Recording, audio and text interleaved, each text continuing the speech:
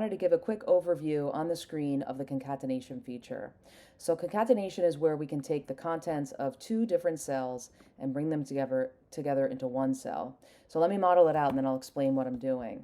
So what I'm going to do here is I'm going to take the contents of D40, okay, and I'm going to join it with the contents of C40.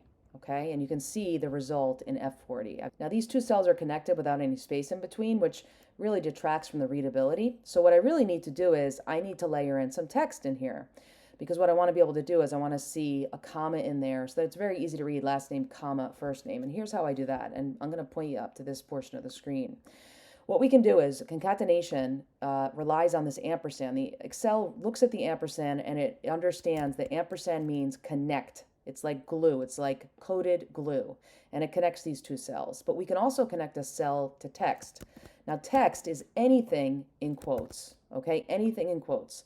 So I could have just blank quotes, and you don't even see the quotes there. But if I come in here, I can put a space, and now you notice I have a space in there, and I can put a lot of spaces in there, and the spaces grow. And you can start to see the quotes and the text value in between the last name and first name values. You can see the effect that that's having.